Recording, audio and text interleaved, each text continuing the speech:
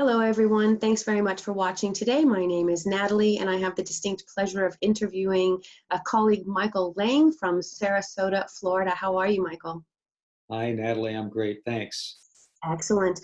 Michael, I want to chat to you. You have a really unique business model and offerings for the resolution industry. And I know that you've got several different activities, products, and services that you offer, but I was wondering if you wouldn't mind spending just a moment explaining a little bit about your history in the resolution industry. Let us in on, who it is that you were serving and what kind of practice that you had. Thanks, Natalie. Sure. I began doing mediation in 1978.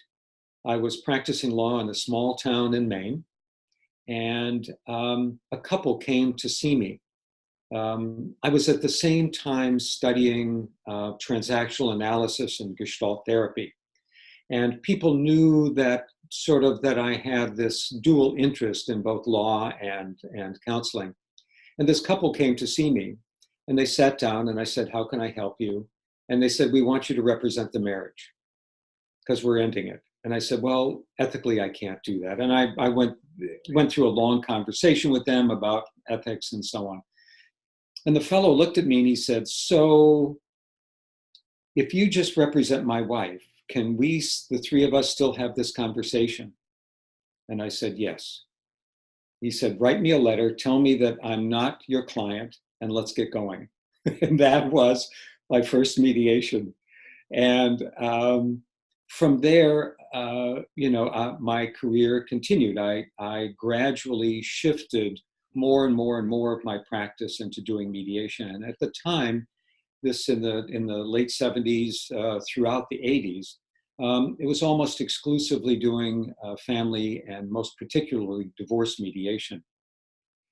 In the early 90s, 1992 to be exact, I heard of an opportunity at Antioch University in Yellow Springs, Ohio, to create and direct a graduate program in dispute resolution. And I applied and was selected as the inaugural director of that program. So my wife and I then moved to Yellow Springs, Ohio from Maine, and we created this program where I led it and taught in it for 5 years. I left the program at that point and was hired by a university in British Columbia to do exactly the same thing, and spent 4 years mostly commuting. I didn't move to BC, but mostly living in the US and commuting to Western Canada. All the while, I was also continuing to do my practice, occasionally doing some training of various kinds. And my practice began to evolve. I was doing more and more workplace-related mediation.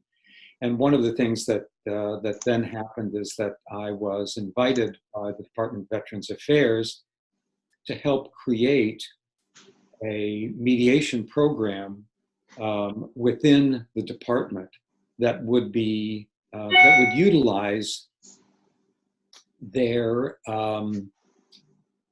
in-house mediators rather than relying on external mediators. And for 7 years, I worked to help. We trained about 350 mediators, and I trained and mentored another 15 or 20 trainers who then took on the program from that point forward. And all of this continues. My practice continued, my teaching and training continued. I wrote a book in 2000 on reflective practice, something that I'd been deeply interested in since the mid-'80s. And as well, I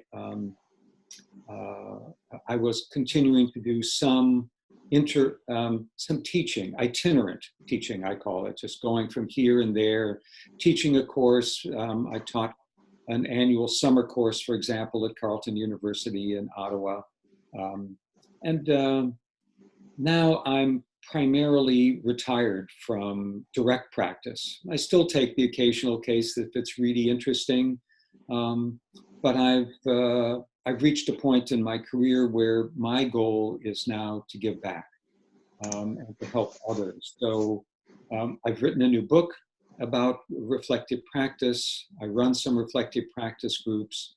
All of these are volunteer efforts because I believe that I've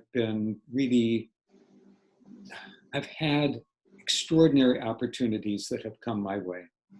And it's time both to recognize that and to recognize that in a way it's time to step out of the way of others and let them come into the field and have the same kind of appreciation for the work that I've had.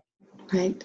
So, I mean, what a great background, excellent career, fantastic experiences. And so you've put all of that into this book about reflective practice. And of course, I'll put the link for the book in the description bar down below. So if someone is interested in finding the book, they can go to your website or go to Amazon and find the book and get it in that way. But can you give me a brief explanation of what it is that reflective practice means or does? How is it that you help us as neutrals to build a reflective practice? Sure. Fundamental is this idea that that every practice experience provides opportunities for us to learn about how to become more adept, resourceful, resilient, and therefore effective in what we do.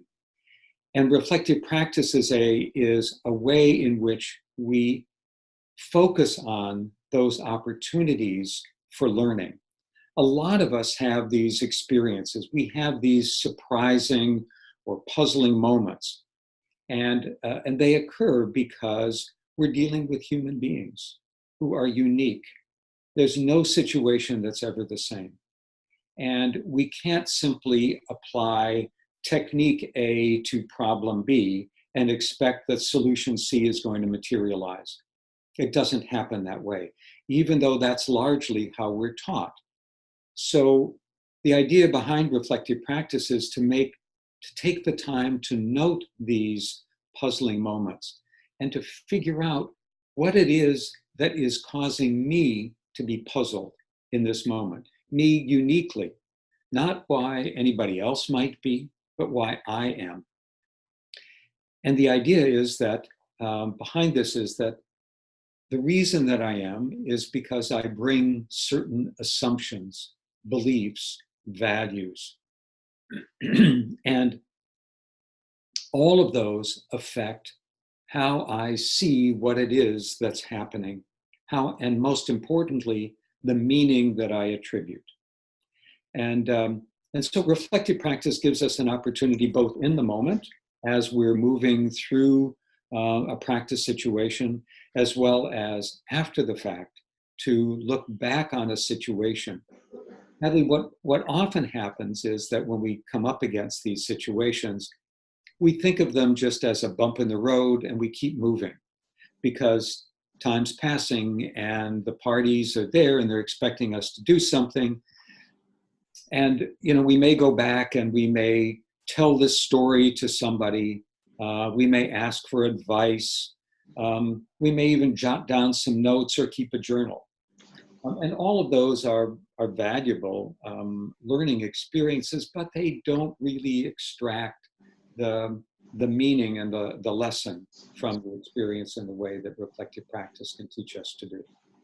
So you've got a book. So as a mediator and arbitrator, I can log on and buy your book. Yes. And do the work myself. But you've also got some online courses so that you and I could have, is it a live interaction, the online course, or is it something I can follow at my own pace? How does the online course work? So there are two parts to this. And let me go back about my book for 1 second, just to say this, that if people go to my website and purchase the book, click on a link in my website, they can get a 30% discount on the book from the publisher. So there's an advantage to doing that. Now, what I have been doing is I've created webinars on reflective practice, and I offer those webinars to professional groups, to groups of mediators, for example, and even the most recent webinar I did was for a group of divorce coaches. And they're done using this same video platform that you and I are using, Zoom. So it's live, it's interactive, and I offer them free to professional organizations. I've done them for the ABA. We're doing one for the ABA in January. I'm done for groups in Nebraska, in Ireland, in New Mexico, and Trinidad. And so these are opportunities for people to learn about reflective practice. The webinars run from an hour to an hour and a half in length. And then I offer, as a way of helping jumpstart their possible interest in working in this reflective practice way, I offer to help organize and run peer mentoring groups, reflective practice groups, for a period of 6 months. And those groups meet monthly, hour and a half. I'm currently running 4 of these groups, and probably throughout the next year, we'll add 3 or 4 more groups that I'll be running. And people who participate, generally what we do is we ask them to make a 6-month commitment and to show up once a month for an hour and a half and participate and be willing to talk about a puzzling, confusing, unsettling, surprising practice situation. Surprising in a good way, not just in a, oh my God, I can't believe this happened sort of way. So that's a fantastic service that you're offering. And people can reach out to you on your website. They can find the book. They can sign up for the webinars. They can work through an association, member benefit program, etc. And then the other activity that I know you love doing is mentoring. Tell me a little bit about how you mentor our industry.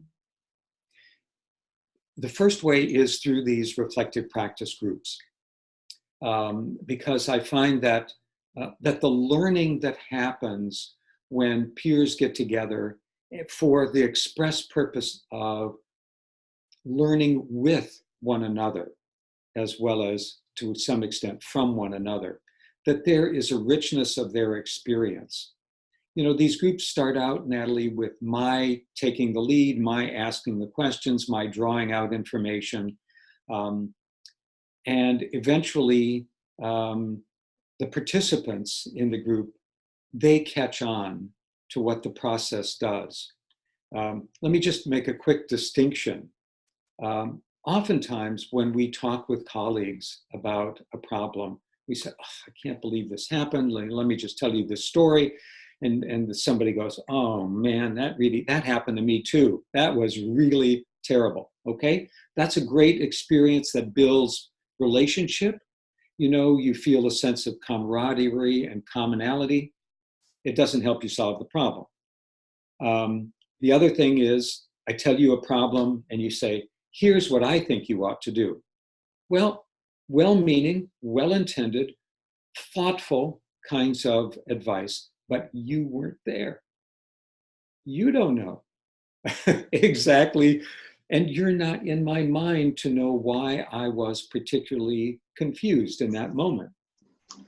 So part of the philosophy of reflective practice is the belief in self-exploration and self-discovery.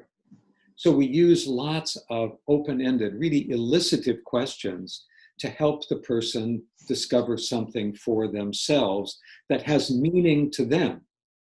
that has meaning to their practice, both with respect to the particular incident, but also hopefully is an enduring lesson for them. So when we participate as a group, even if the group members don't have the same kind of problem, they're learning something exceptional from that. And then in addition,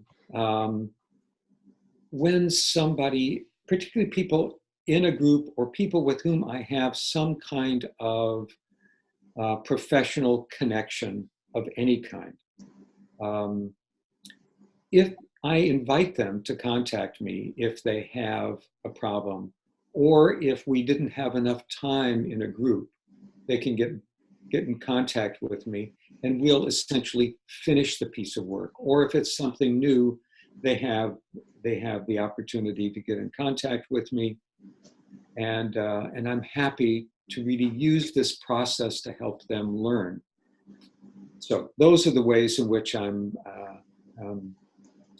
trying to mentor others in our profession. Unbelievably generous, really good work. This is something that I think I would have really benefited by having access to when I started in this industry 25 years ago. As a young mediator, it would have been nice to have somebody who, you know, you could go to and say, man, have you ever had one of these? And talk about it. And I think that then as, I'll just go ahead and use the word mature mediator and arbitrator, you know, sometimes we forget to be self-reflective because we've done it for so long. And we might fall into some bad habits. And so I can see the benefit of having access to a program like yours and a book like yours, regardless of length of time in our industry. So I think these are excellent programs, great programs. And what's the best way, what's your website, for example, so that people can reach out and get more information? Not surprisingly, it is thereflectivepractitioner.com. Just that easy. Straightforward. That's right. And it's all there. There's a great deal of information. One of the things that I'm hoping to do with the website and with this video series I'm developing is really to move beyond what I can do as an individual by way of mentoring and encourage learning and building excellence in our field, and trying to add more and more and more information. The website's quite new. It's just a few months old. And I'm hoping to add links to various articles. I'm hoping that colleagues will contribute pieces to it, so that it becomes a useful resource. It'll never be like mediate.com. I'm not trying to compete with something like that. Mine is a very niche kind of area. It's, but I want it to be a resource to people in our field. Excellent. Michael, thank you so much for helping our industry and doing it so wisely and professionally. Well done, you. Well, thank you. That's very, very kind. You know, you were saying before about wishing that you had, as a mediator, particularly as a beginning mediator, but I find that the people in the reflective practice groups that I run are almost to a person, I would say, have a minimum of 10 and up to 25 years of experience in the field. So these are not newbies who are just sort of treading water and trying to figure out how to get started. Occasionally there are some, but it's of value to people of any level of experience in the field. One of the points that you sort of brought up for me is the fact that we don't really have institutionalized, and by that I don't mean regulated, but we don't have our field is fairly young in that sense, and so we don't have a regular way for people to get supervision, to get mentoring, to get support, and I think this is my desire is to help fill a bit of that gap. Well, I applaud all of your efforts. I know that if someone were to reach out and connect with you, buy the book, attend one of the webinars, contact you for purposes of mentoring, that they would be far better off for having done so. Michael Lang, thank you so much for spending some time with me today and explaining to me how it is that you work so hard to help the resolution industry. I really appreciate it. You're so very kind, Natalie. Thank you for this opportunity to talk with you. It's absolutely my pleasure. Listen, everyone, as you know, if you've watched any of these video series prior, you know that I will put Michael's information down below in the description bar. He's linked on all of my social media accounts, and I highly recommend that you reach out, connect with Michael, and let him help all of us become better at what we do. Thanks very much for watching. Be good humans.